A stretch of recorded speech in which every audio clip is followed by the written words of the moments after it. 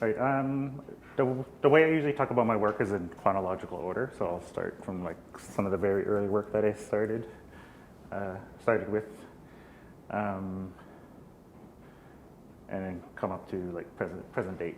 Um, so this work is the first piece I ever sold, and it was in my. So the stuff I'm showing you at the beginning is it's from Ontario College of Art, so it's schoolwork that I've done. So this was an assignment where we had to create a new drawing technique without using traditional drawing tools, whatever. So this is like 1992. So computers, OCA was just getting computers, kind of. Like I think they were just setting up that computer lab that first year there. So like it was, it's kind of funny to talk about like that. Like it was like the beginning of computers. I'm starting to feel old. So this was just like using like a Word document program, and the way I work, I'm not a prolific artist. I sometimes make like 1 or 2 works a year, and a lot of my work is labor intensive, multiples and repetitive. So this was kind of in the beginning where I haven't really discovered that yet, and but for me, sometimes when I work, it was sometimes our ideas don't come easily for me, whatever. And when they do, I could sit on an idea for like a year, and I try to figure out all the aspects of the installation, try to have everything figured out before I actually even start actually making the work. So this is one of those times where at Ontario College of Art, I think you had 7, 8 classes a week, and each week you had an assignment in each of those classes, whatever. So, and like they were always due the next week, whatever. So like you were constantly busy all the time. So, so at that time I was just kind of trying to come, like in Toronto they had an archive there, a paper archive. So it was just like all news clippings and paper in the Toronto library there. So I'd always go there and just go through all these kind of like clippings of, like you just pick up a topic and you go through there, and then there'll be like 1,000 clippings from all different types of magazines and books that they cut out. Other things I do, I always carried this like pocket dictionary around with me. So this is like a Webster's dictionary, and these were the definitions in the dictionary under Indigenous. I thought it was pretty funny, just the words above and below it. So, and this was sort of the beginning. In '92, there was a lot of, the big thing back then was identity issues. Identity was a key word that was being thrown around a lot in the Native arts community a lot, and so that's where I kind of started with my art practice. Was like, okay, like who am I, and and the big thing for this at the time was like, the town of Upside I grew up in it's like 200 people, and I moved from there to Toronto, which is like 2 million people, and I liked the idea that I became invisible, and I was just like, and it just gave me time to like figure out who I am and stuff like that, and actually I figured out what it does mean to be a Native person, an Indigenous person, especially at this time, like the political correctness was like rampant. You know, this is the beginning of it, so it was like, you know, do I call you Aboriginal? Do I call you Native or First Nations? Or like, you know, it was like, that was, even when I talk, sometimes I say 2 or 3 different terms for myself in that way. So,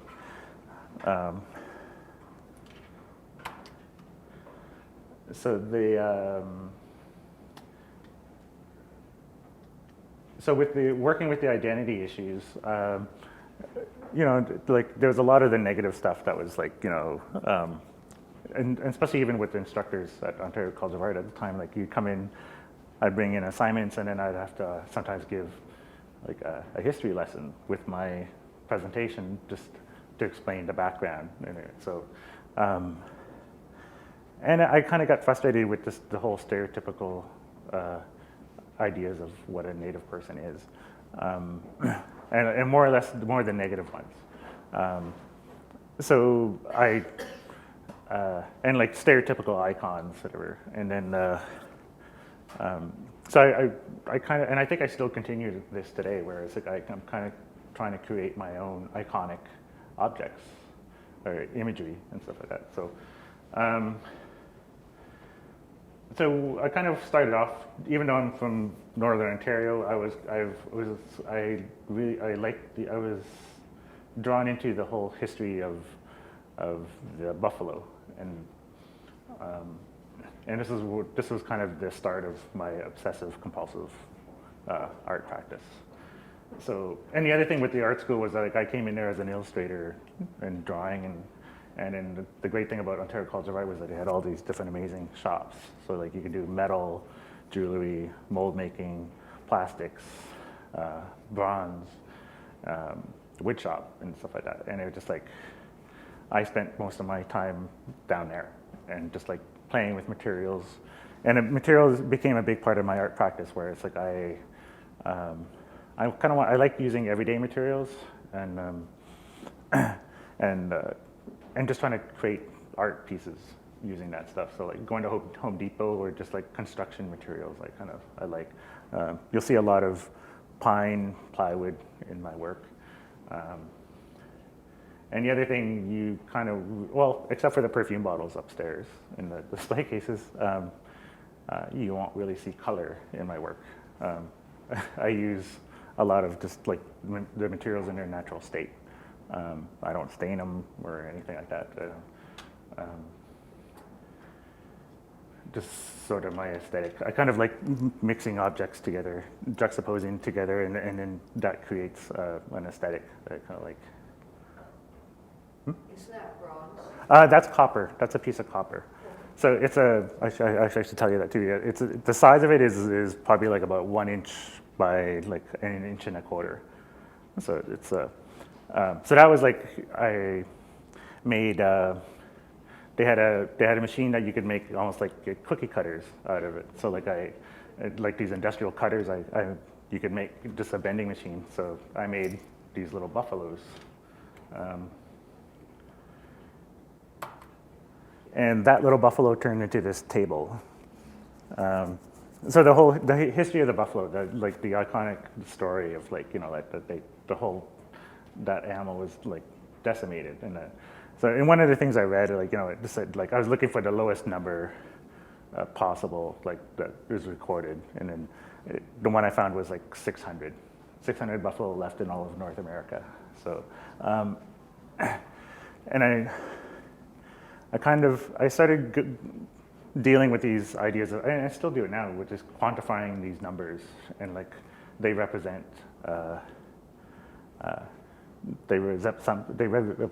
something in my culture, I guess. So what I did here was the 600 buffalo. I wanted to portray that in the gallery space somehow.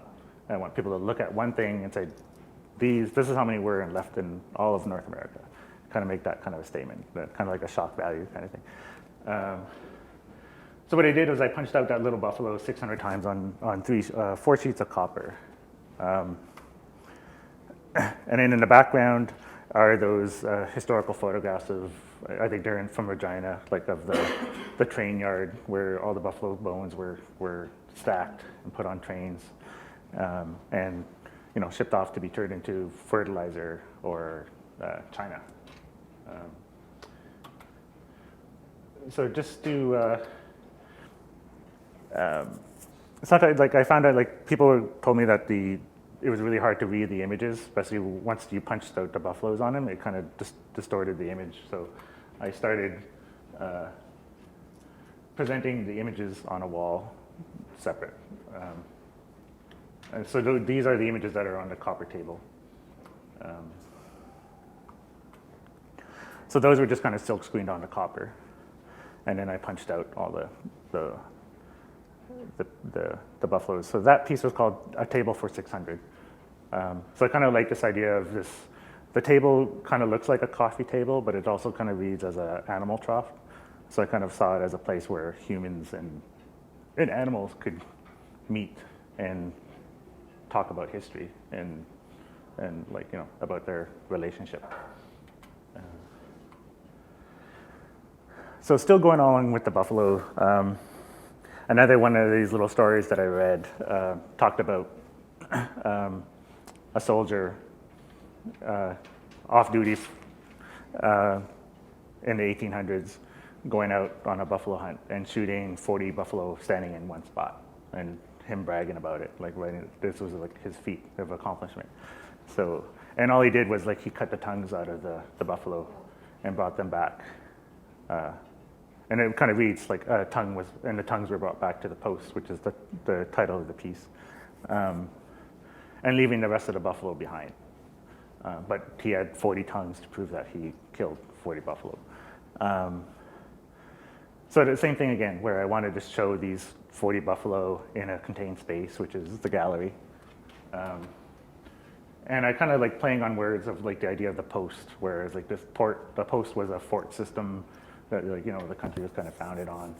And over the years, over the last 100, 150 years, the term post kind of dwindled down to a fence post, a 4x4 that you can buy at Home Depot. So what I did here was that I could have made a mold of a cow tongue. Couldn't really find a buffalo tongue at the time, whatever, but I figured the proportions are roughly the same. And then casted these tongues out of cement, plaster, all different types of cement, so varying degrees of grayness. So just wanted to show this kind of like of blood being, you know, soaked out of the tongue, kind of this like lifeless thing. But so what I did here was like the body is the 4x4, and then I made these kind of little hooves at the bottom, kind of represent. So it's kind of representing the buffalo without the rest of the body, but it's still being there. And the way they were, I kind of just randomly, when I sent the work out to be sent or to be exhibited in galleries, they would always ask like, how do you want it displayed? And I just tell them like a herd of buffalo, just randomly without thinking, just put one over here, one over there, and then just like how. So it's just like they're grazing in the gallery space. So another thing with a number like with 40, which kind of culminated into this piece where like I was dealing with, up to that point, a lot of my work, I was dealing with kind of historical facts and information. And like, you know, there was a lot of great First Nation artists in the 80s and earlier on that dealt with a lot of that kind of information, like, you know, like Jane S. Patra, Eddie Patra, Carl Beam,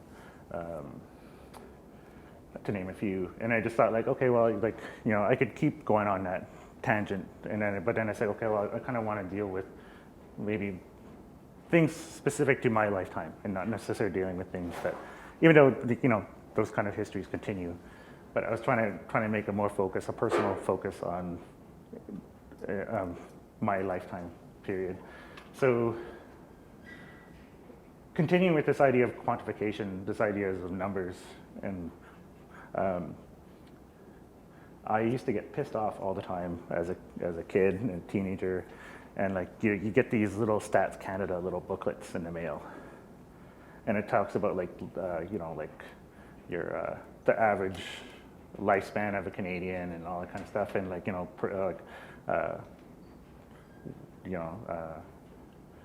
you know, how many people are educated, uneducated, all that kind of stuff. And then they always had the spot at the back where like all the Aboriginal type of stats. And like, you know, they were all just really depressing, where they talked about like, you know, they had the Canadian lifespan for a Canadian male was like 80 or something like that. And then for a Native person, it was a Canadian would be like 72. And then for a Native person, it was like 55 or something like that. Like, you know, it was just all in numbers, and it just seemed really, and it was very negative, and it just like depressed the hell out of me. So, so this is my reaction to these little Stat Canada books. This piece is called Communities, and moving to Toronto, I met, you know, like they had a First Nations association there, and I met other Native artists there, and like from all over Canada and even into the States and stuff like that. So in my head, I always wondered, especially like at that time, no one really, like, native people they weren't as visible as they are now, which is kind of great. But back then it was just like, you just you meet these people and then you try to connect with them and stuff like that. And then, so I always wanted to find out how many actually native communities there were. So the first piece was in I did this one in 93. It's an ongoing piece. I call it kind of like a living memorial because it's 3 sheets of tar paper stapled to the wall. And what I did was that I listed every native community in Canada on this list. So the top name is the community, and underneath it is the native affiliation that goes with it. So the first time I did this, I had 2 references. I had like a Government of Canada listing of what these are native communities that exist according to the government. And then there was a text. There was a book called the Atlas of the Native American, I think, Native American Atlas or something like that. And in the back of that, they had a listing as well. So I used those 2 things and kind of cross-referenced them and made my list. The list is imperfect. It's not complete. It has mistakes. So I kind of call it that's why I call it kind of like a living memorial thing, where because it's on this black paper, which it looks like slate when you walk up to it. So it's like this. It's tar paper, so tar has that really kind of velvety, thick density to it. I've always liked it ever since I was a little kid. I just like the feel of and the smell of tar paper. It just, I don't know, for some reason it reminds me of home or something like that. And I mean, and there's a whole other aspect to this is like this idea of like the tar paper shack. Like you go to reserves or something like that, and sometimes a lot of houses don't have the siding on it, and it's like the tar paper's on there, and it's kind of it's just like a personal connection that people have with it, I guess, too. So actually, so the first time I did this, I had people that would actually read through the whole list, and other people actually would look for their community on there, or if they knew of a native community close by to where they grew up, they were looking for it on there. So the way I listed it was alphabetical by province, and then alphabetical within that.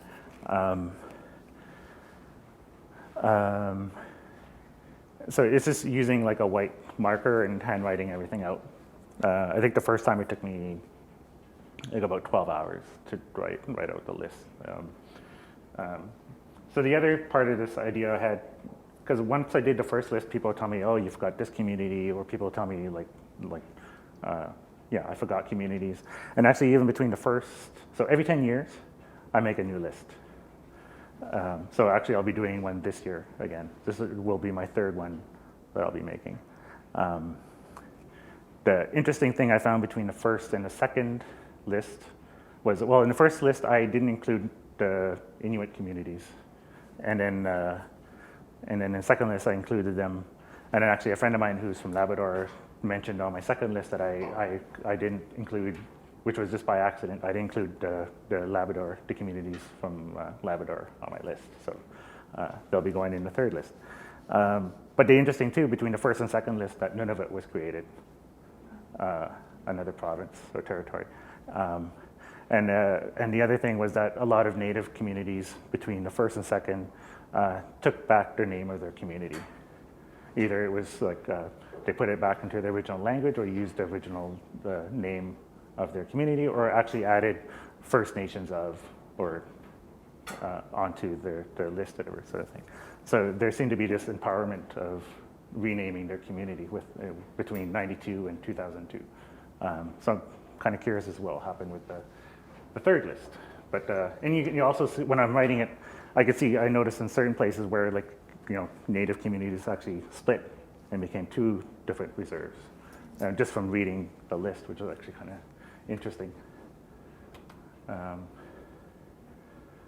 So from this idea of community, so I realized that a lot of my work was based on even I was living in Toronto, and I kind of moved all over the country, but all my work is based on this little town in Uppsala and the region, the geographical area around that area. And also part of the whole identity issue was like, what do I identify? What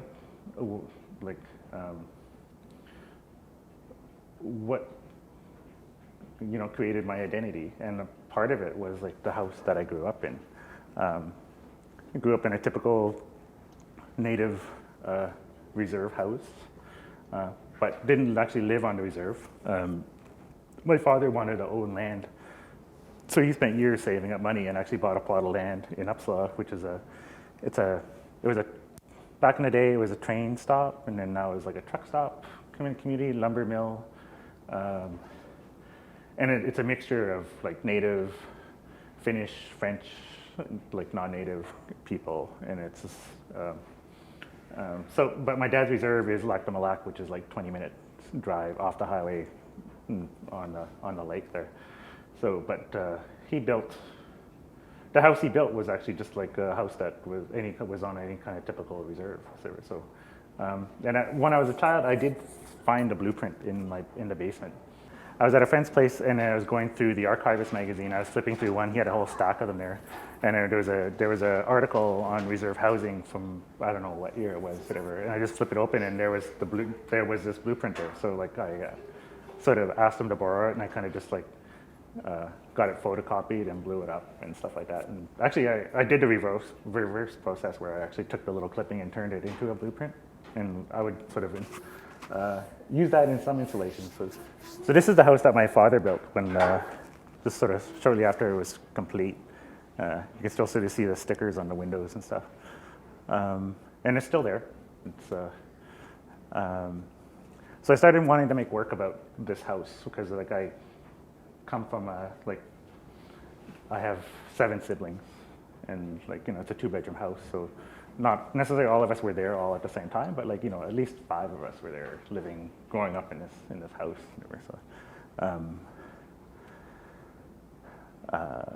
So this is at Gallery 101. So it's kind of paying tribute to this house that I grew up in. So the piece on the back wall is this photograph, and the red stained wall is the color of the house, and then the piece on the left is so that's the little photograph with and the color of my house. So kind of paying tribute to that. So what I ended up doing was like I made these like little architectural maquette models using gray millboard, bookboard, typically what architects use to make all their models.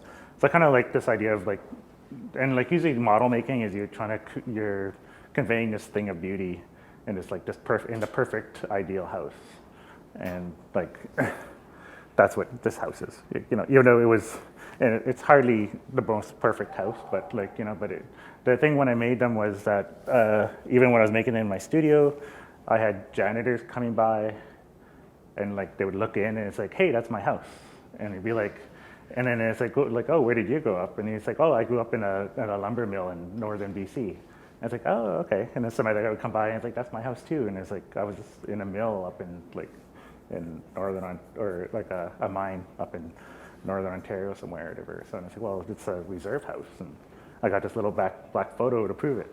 And actually, a friend of mine who's a native artist from BC, she came in with the exact same photo, little black and white photo, same size. And it's like, this is the house that I grew up in. And it's like typical like 3/4 shot of this little bungalow house. So then I sort of realized it's not necessarily just an iconic image or iconic symbol of native reserve housing. It's like housing for all of Canada in a sense, like that it can mimic the war houses after World War II. It could be like the mining houses, the lumber mill houses and stuff like that. So everyone can kind of connect with it. And the same with the tar paper piece, where it's actually, in my head I was making it for myself, but also like for my friends and stuff like that. But then a lot of like non-native people enjoyed the list just as much as I did. So I kind of like that aspect of that. There's kind of more just universal appeal. So this one is called Small Village, and It's 39 houses I made, and this was to symbolize the town of Uppsala that I grew up in, which is like 200 people, I said, which I kind of just like estimated as being like around 40 houses and stuff like that. So,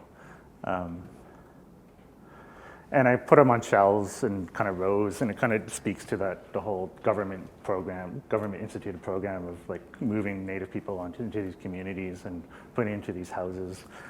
These houses were summer houses. They weren't necessarily built for winters and stuff like that, so they weren't that well insulated. They weren't that warm, and then like most Native families back in the day had like at least 7 or 10 kids in them or whatever. So like it's like it didn't really appeal to the Native family. So I've been doing these. I kind of finished a triptych of these houses. So this is about 10 years later, and this is actually about like living in urban centers for about 10 years.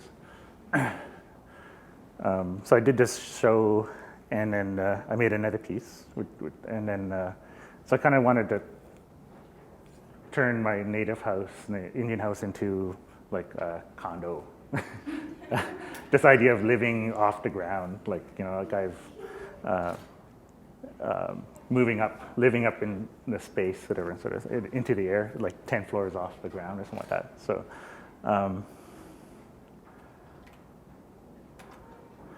And then, so this little house thing took me on I thought I was just going to do like 1 or 2 pieces out of it, and then it turned into, people liked the houses and they wanted more houses and stuff like that. So this was in North Bay. They have a biennale called the Ice Follies. It's actually really, I think it's still going on, but it was really great at the time. It's like, it's North Bay. So they got Lake Nipissing there, this huge, massive lake, and it's like, it's similar, it's like, I mean, most people mistake North Bay for Thunder Bay, and like kind of, especially in Toronto. Everyone thinks I'm from North Bay, which is not even close to where Thunder Bay is. And they had this biennale, which is in the middle of the winter, and like, cause like there's a lot of like skidooing culture there, ice fishing and all that kind of stuff. So like they bring artists in, and you can either build your own or revamp an existing ice hut. So you can basically turn an ice hut into a little mini gallery, and then put your artwork in there, or do something to the whole thing itself. So what I did is I built my own ice hut, which was, based on that little model, and like painted it red. And so they had this, so you can see the other 2 ice huts in the background there. They had like, I think there was about 9 artists or whatever. And they just did this big circle trail on the lake. So, and the way they get artists out there was that they had this old, I don't think I got a picture of it. No, I don't. Whoops, sorry. They had this old Bombardier snowmobile. Like it's like the size of a van. Like it can fit like 10 people in there. So it's got like 2 tracks on it and a big wooden ski on the front. And they send me a picture of that and says like, if you come participate, like we'll pull your ice hut out onto the lake and you get to go for a ride in this thing. So I was there. I was like, and you had these little circular windows that slid open and you can sort of stick your head out. It wasn't as glamorous as I thought it was, because I don't know if you ever drove a skidoo without the hood on the top of it. So you just get all the fumes into your face and taste of gasoline in your mouth there. So that's the way it was, like driving in this van, but it was fun. So,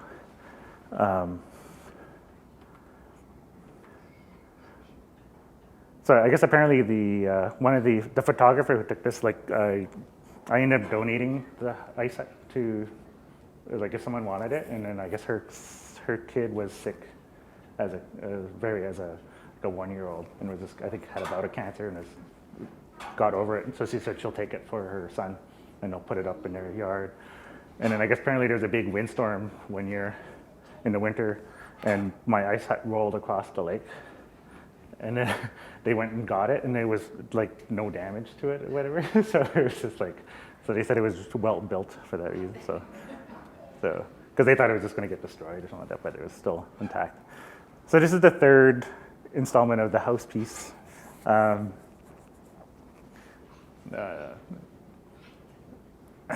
Part of Upslow. Yeah, Rebecca's here. That's kind of funny. This is about you. This is about you. There was a place in Upslow across the tracks. You take on a dirt road, and was it 7 houses there? Yeah. 7 houses, I think. And just on a cul-de-sac, this little dirt road that ended like in a cul-de-sac, and there's like these 7 houses there, and then so that's what this is kind of based on, because it's the same kind of house, that Indian house kind of bungalow thing. So I know we called it the housing. Did everyone call it the housing, or was it just everyone in town called it the housing? I was like, "Are you going to the housing?" And stuff like that. And it's like, "I'm going to the housing." And so it's this little town of 200. It had its actually own little like suburb or something like that there. So this is kind of paying tribute to that idea of just the cul-de-sac, and just playing with this idea of this house in different community forms, where like the grid, the vertical, and the circle, and just working with this object, it just sort of realizes that like within Native communities, like every Native community or development, it's all based on the same kind of development ideas. It's just the quality of the build, I guess, and stuff like that. So like, you look at parts of suburbs in outside of major cities, like all the houses look the same. It's all like cookie cutter form, and it's an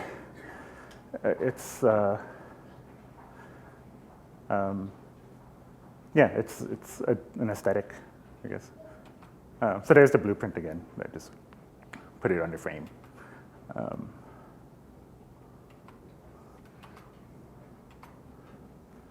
How much time do I got left here? Trying to go through the image. So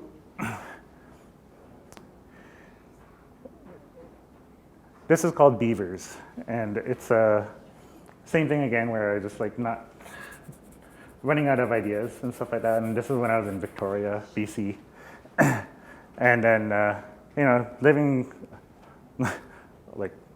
I lived in Vancouver for a year, and I could have, like, whenever I look at the mountains, I could just, like, felt like kind of like very separated from Ontario, like Northern Ontario, where I grew up and stuff like that. And I just it's got these big mountains in my way. So I was like, whatever. And then after that, I moved to Victoria, so I like moved myself onto an island, like off of the mountains. But I was sitting in the harbor in Victoria, and then like a beaver plane like just took off. And like just that noise that it made, and it just like it brought me back to as a kid, like hearing these planes fly over our house and all around like Lac de Molac, where my dad's reserve was and stuff like that, and up in the Sioux Lookout area as well. So, and then I actually found this little documentary on beaver airplanes, and found out there's like this cult following behind this plane, and it's like there's this whole history of like where it's like Canada's greatest invention was this airplane, this little bush plane, and that it. It was in existence. They were producing them right up until the 70s. So I kind of found all this information about it. Like there's collectors that will actually go and find photographs of every single beaver airplane, and like airplanes have their tag numbers on their plane, so like they would take photos of that and collect those, and like all these different kind of collection aspects to this plane. So. Again, working with this idea of the model, just with this idea of hobbyists and hobby arts, where like they make things out of basswood, carve little birds and stuff like that. I wanted to make the whole fleet of this airplane. So de Havilland made 1,692 airplanes. So I made them all in model in basswood form. These ones are about like 5 inches wingspan on it, so like they're pretty small. So, and I always had this idea of like I wanted it to have this organic form to it, and like ideally, and the original idea was like I wanted to have this like funnel. So like like you see in those cartoons where there's like a swarm of bees are chasing someone, and it's like there's a lead bee, and then there's like a whole mass behind them. So what happened with mine was that it turned into more of like a school of fish. just the way that I could figure the strings and stuff like that. So yeah, so I handmade every single airplane, glued it together, and then strung them up all on strings. And then I made kind of variations of this this airplane, where it's a bigger model than this one. This was at the Toronto airport. They had these massive display cases there. So this one's just called Curtain of Beavers, and it kind of like the middle airplane is looking right at you, and they kind of slowly go out to 180 degrees on either side. Got kind of like this idea of the Beaver, where it kind of these airplanes kind of expanded the north, flying into remote areas. And the plane wasn't just an airplane; it was used to transport food, medicine. It was in some places like they kind of depended on it, where it just made things easier to access. But and then in a negative way, like it took our children away. Like it took people's children away to reserves and stuff. Not just the Beaver, but all kind of passenger planes that went into the north and stuff like that. So it kind of has this dark history to go with it as well. So it's kind of like a beaded curtain at the same time. So this one's a little bigger. I think it has about a 10-inch wingspan on it, so it's almost double the size of the original airplane. And then, like when I was cutting them out, when I was making the airplanes, I had to make these patterns because I wanted to like use the least amount of wood as possible, because I knew I was going to be cutting them and sanding them, and I was just going to, it's basically taking a big plank of wood and whittling it down to like all these little pieces. So, and then when I made my patterns, I liked them as drawings, so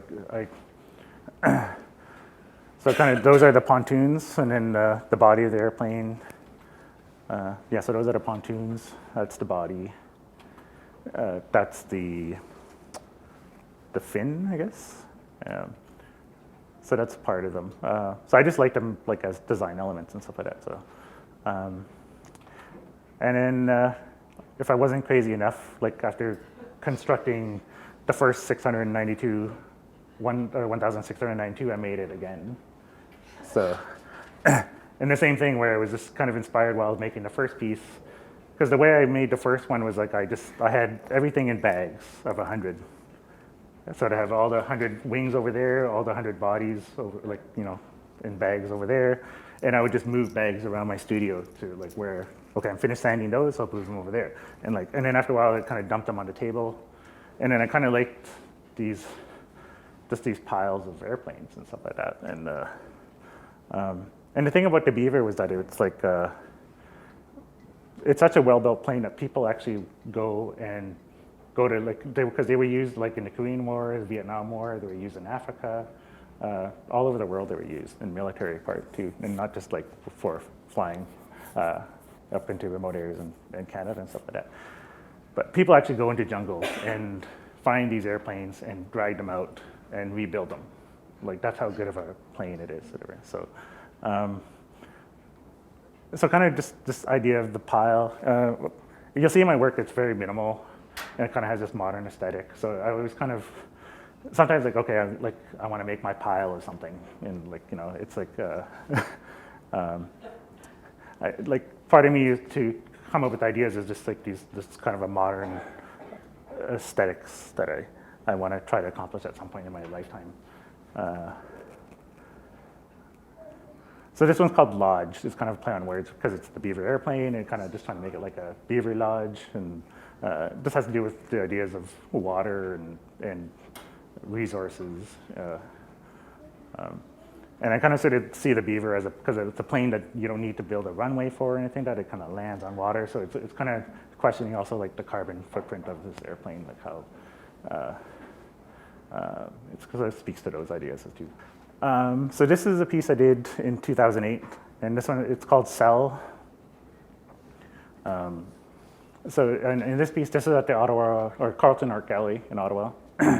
It's 49 nylon fishing nets lined up 2 inches apart from each other. So it makes a 100-inch cube of nets.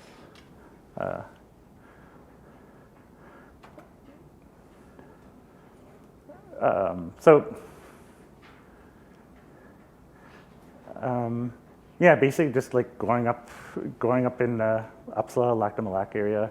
I always like, as a kid, like we'd always like have these fishing nets around, and we'd always we'd loan them out or something. They'd come back all knotted, so we'd spend like felt like days of just like untangling these nets, putting them back in their boxes, and then like using them. But I remember like pulling them out of water and stuff like that, and it just like it was just this kind of iridescent quality to it, and I wanted to work with that idea, work with that material, and just sort of expand on that iridescence of it. I sort of had in my head at the time that like if I lined up enough of them, like, you know, it would make this sort of solid mass. But then in my head it was like that it would capture light inside of it actually. So when you actually do shine light on it, it actually kind of illuminates and kind of glows.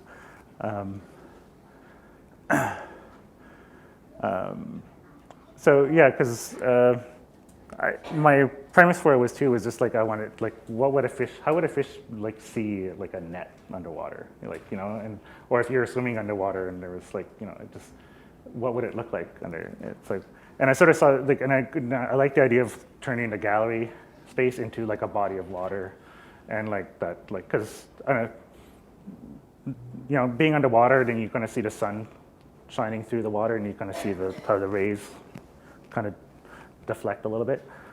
So I sort of saw maybe the same thing with the lighting in the gallery would kind of do the kind of same aspect of that.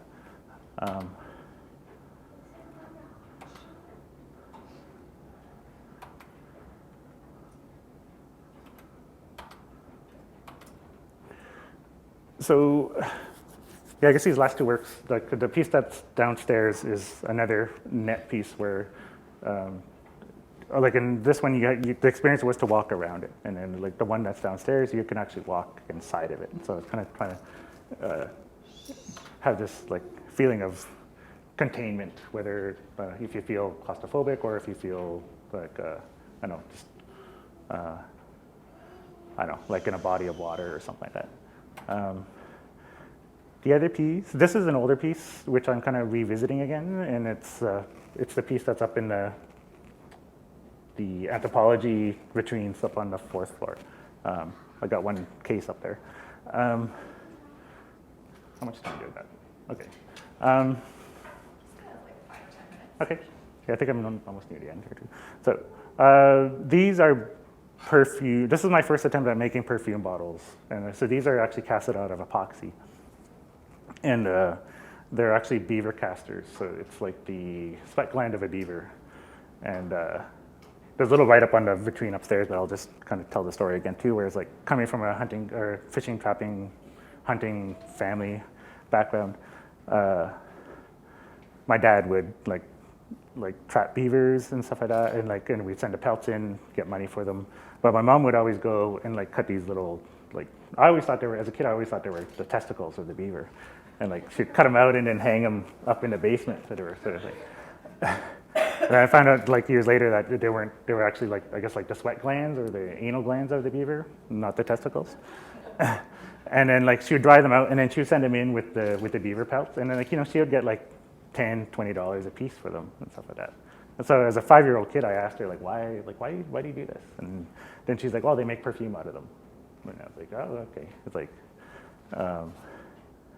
so I like that story of it. And then I was like, okay, like I always envisioned these like little casters as bottles. So like, okay, so that's what I want to do. So actually this past summer, I actually was able to make them out of glass, but they kind of basically look the same thing, just the quality is it's more a little sharper, and then it's like, well, if you ever get to hold them, they're a lot heavier. And these ones kind of have droppers on them, but the ones upstairs have like a old kind of antique-ish kind of a puffer atomizers on them, stuff like that. So,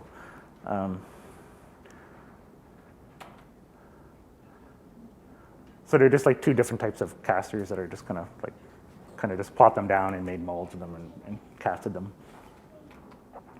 So I'm trying to play with this idea of like you know, you go to the cosmetic counter and grow in department stores, and they got like either backlit or bottom lit display cases and stuff like that. So So that's going to expand into, once I get the bottle perfected the way I want it, I'm happy with it, I'll see how far I want to go with it. So the idea is that like I might sell them individually and maybe with a scent or without a scent. I haven't decided that yet. But I kind of like this idea of, especially now, the idea of perfume has kind of come cyclical again, where it's like, like they used to use like, like parts of animals as like, with the beaver castors, they either used it as a binder in perfume, so it releases the scent with one that reacts with body heat, I guess.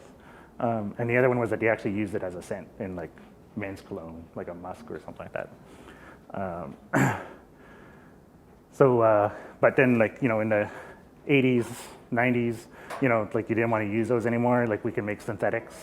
So that then people went into the synthetic market, but then also now it's kind of realized that like synthetics mimic like hormones and stuff like that. So like that's not good for you either. So they're kind of going back to these natural scents again. So I kind of like that idea to come out with the perfume bottle. And then also just the way with how celebrity is accounted for. It's like, you reach a certain celebrity status, you come out with your own perfume, right? So, and you come out with your own perfume line.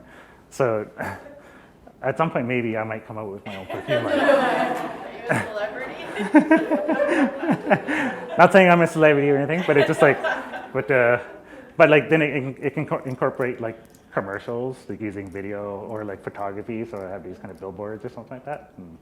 And then also making these like little boxes, like making actual like designing the box and the whole packaging for it and stuff. So I got one last thing to, oops.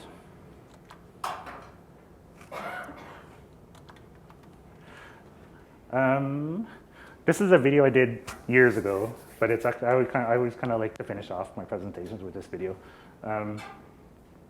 There was a group, there was a guy in Ottawa that he started up this program called Remix and in Ottawa, and like he'd ask a bunch of artists to come in, and then he'd give you 1 hour's worth of footage from CBC that he pirated off of CBC television, and then like you had that footage to work with to make a video piece out of, and you couldn't use any other outside stuff.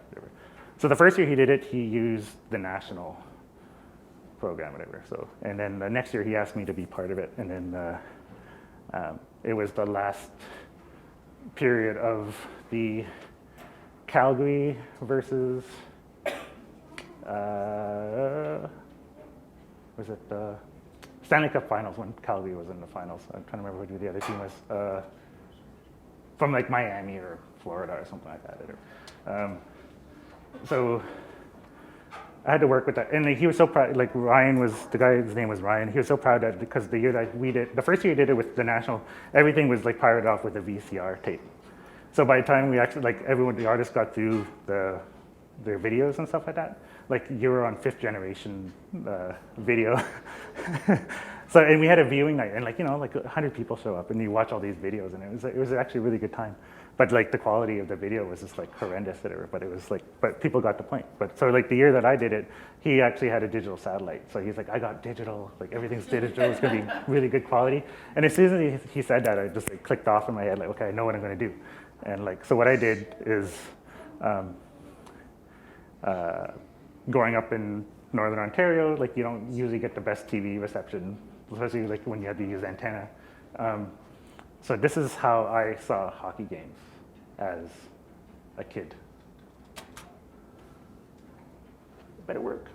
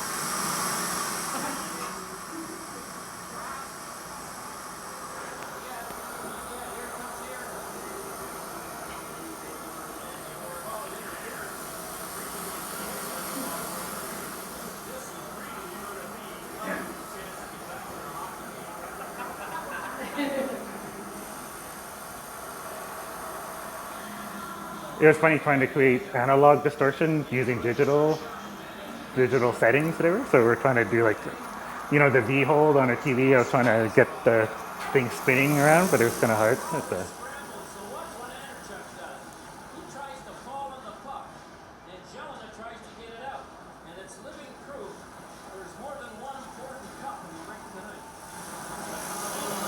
You notice he speared him between the legs, trying to get the puck out of it. So it's like,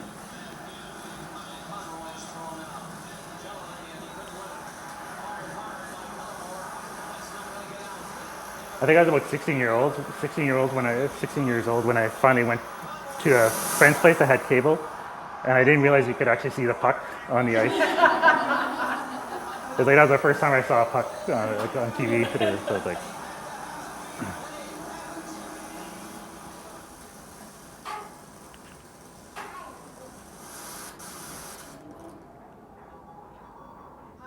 and the things, the commercials would always come in clear for some reason.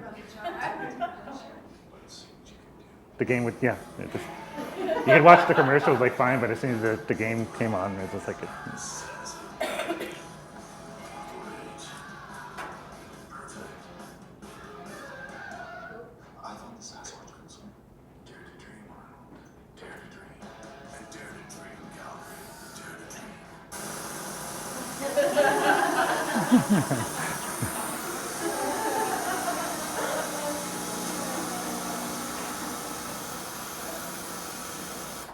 So actually, I probably talked to that last little part there, but like the other thing that happened too was like when actually it always seemed to happen when they scored a goal, you would actually miss it because like it would just get so bad, and then it would be kind of clear after that too. So, and I think that's it. That's it.